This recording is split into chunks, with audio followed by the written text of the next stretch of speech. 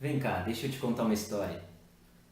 Havia um homem que viajava do Rio de Janeiro até São Paulo e no meio do caminho esse homem parou próximo à estrada e foi aí que dois ladrões o assaltaram.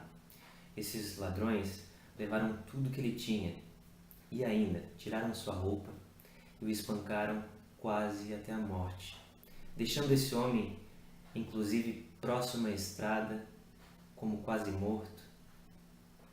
Passou-se um tempo e então passou um pastor e sua família em um carro, bem naquela estrada, bem naquele local. Eles avistaram, mas desviando o carro pelo outro lado foram embora. Passou-se um pouquinho mais de tempo e mais duas pessoas religiosas caminhando pelaquela estrada viram também aquele homem e desviando para o outro lado da estrada foram embora também. Mas logo depois, um catador de lixos com a sua carroça e seu cavalo, passando por aquela estrada, avistou então aquele homem e aquele catador de lixo ficou com muita pena. Ele ficou com muita pena daquele homem, saiu de sua carroça, se aproximou e decidiu limpar as feridas daquele homem. Pegou uma garrafa d'água que tinha, foi lá, lavou as feridas daquele homem, enquanto ele ainda estava parecendo morto. Além disso, o catador de lixo, com o que tinha, foi lá e enfaixou as feridas daquele homem. Depois disso, pegou com toda uma dificuldade aquele homem, mas colocou em sua carroça.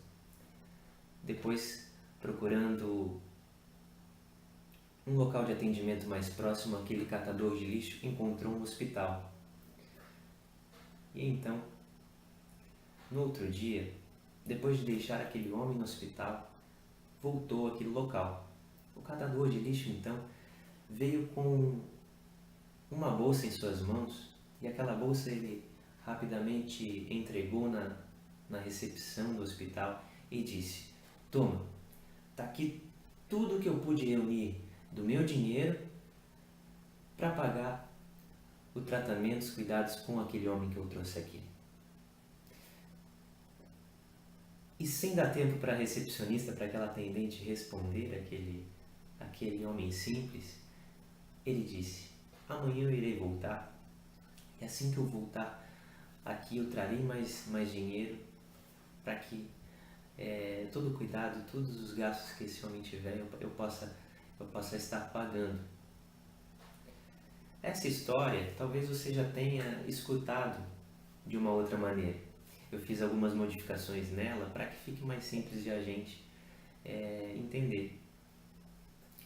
Mas ela traduz algo muito importante sobre a nossa realidade, a forma como nós nos relacionamos com os outros. Nessa história haviam personagens e personagens com características diferentes. Pense bem, nas nossas relações, o mais importante é o que nós aparentamos ser ou é o que nós somos? É aquilo que nós fazemos. Essa história ela toca bem nisso, bem nesse ponto. Nós devemos refletir mais sobre o que as pessoas fazem e como elas se relacionam, como nós nos relacionamos com os outros. Porque o que aparenta não faz diferença. A nossa aparência, aquele título que nós temos, não faz a diferença na nossa vida. E sim aquilo que nós fazemos, como nós nos relacionamos com os outros. E para ainda destacar mais a importância das relações e como nós lidamos com isso em nossa vida, eu quero falar um pouquinho sobre algo que eu li nesse livro aqui, que está comigo. Esse livro se chama Jesus, o maior psicólogo que já existiu. E eu cheguei numa parte em que o autor ele fala sobre uma experiência de vida dele que é muito, muito legal de se escutar. Então eu vou dar uma lida rapidamente. O autor, depois de uma reflexão semelhante, ele fala que a nossa natureza essencial, de acordo com Jesus, se manifesta na relação.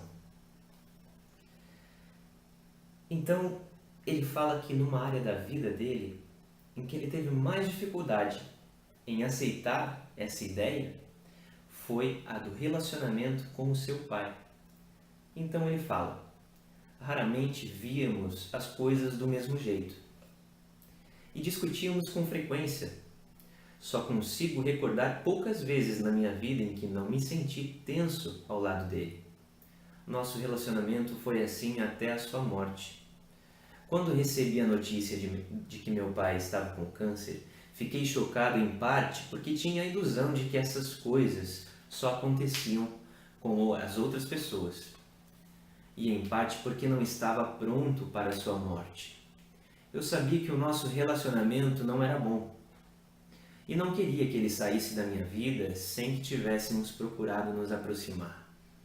Embora não mantivéssemos muito contato desde que eu me tornara adulto, fiz planos para voar até Tulsa e passar o final de semana com ele, quando os médicos lhe deram alta do hospital e o mandaram para casa.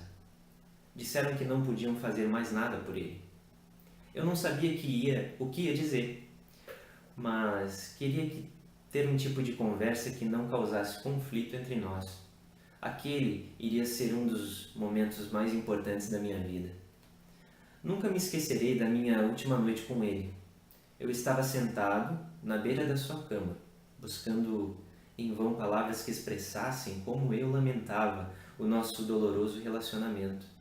De um jeito que não era do seu feitio, ele me disse: Mark, não temos conversado muito depois que você saiu de casa. Por que você não fala a respeito da sua vida hoje em dia? Sem pensar, então eu deixei escapar. Nossas conversas nunca foram fáceis. Calmamente, então, ele retrucou: Bem, se abaixarmos a cabeça e rezarmos, você acha que poderemos conversar? Você conversa tão bem. Chorando, abaixei a cabeça e rezei junto com ele. Nas 4 horas seguintes tive a melhor conversa da minha vida com meu pai. Na verdade, acho que foi o único diálogo verdadeiro que tivemos. Descobri coisas a respeito da vida dele que eu nunca soubera e contei-lhe coisas a meu respeito. Pedi que me perdoasse por ter saído de casa, tão zangado, antes, e viverei o resto da minha vida lembrando das últimas palavras que eu disse ao meu pai: Eu te amo. Uma das lições que aprendi naquele dia foi que não apenas eu, mas nós dois precisávamos curar nosso relacionamento. Ele entrou em coma no dia seguinte e não voltou a recuperar a consciência. Tinha resolvido seus problemas e estava pronto para partir. Compreendi, então, que também tinha assuntos não resolvidos. De certa maneira, estava empacado e não conseguia levar a minha vida adiante, por não ter resolvido meu relacionamento com ele. Era em meu benefício que eu precisava perdoá-lo. Então esse autor, ele segue fazendo algumas reflexões, escrevendo sobre como é importante nós cuidarmos do nosso relacionamento e como é grande o impacto da forma como nós nos relacionamos perante as coisas que acontecem em nossa vida. Então, eu gostaria que você refletisse agora comigo sobre uma coisa. Pense bem. Será que as dificuldades que você está tendo em avançar, em ter saúde, em ter uma vida melhor, será que isso não está ligado à forma como você está se relacionando com algumas pessoas? Talvez essas pessoas, e muitas vezes esses conflitos que nós guardamos, são com pessoas importantes em nossas vidas. Mas pense bem, será que isso não está acontecendo com você? Ou será que você não está passando por cima disso com desculpas, com argumentos que a sua mente automaticamente cria sempre que você tem que enfrentar esse desafio, que é pensar em uma forma de melhorar os seus relacionamentos. Então pense bem, não deixe mais para depois, porque nós dependemos da forma como nos relacionamos com os outros. Nós somos seres sociais, nós somos fruto e seres integrantes de uma sociedade. Então pense bem, qual a relação que você precisa melhorar hoje? O que você precisa fazer? Mas não pense muito, não deixe que a sua mente te engane. Porque é uma tarefa difícil? É. Mas não é uma tarefa impossível. Porque a nossa vida ela pode ser vista da seguinte maneira, como se fosse uma maratona. E nessa maratona, certas coisas dependem de passos. E pode ser até ser uma tarefa difícil cumprir a maratona toda, mas uma maratona se cumpre com passadas atrás de passadas, passadas seguidas de passadas. Então, se você se dedicar aos 20 primeiros metros dessa maratona, você tem chances de cumpri-la. Não pense na maratona como um todo, pense no que você pode fazer agora. E dê um passo após o outro. Não pense no depois. Avalie o que pode ser feito agora e faça. E depois repita esse passo. Tá bom?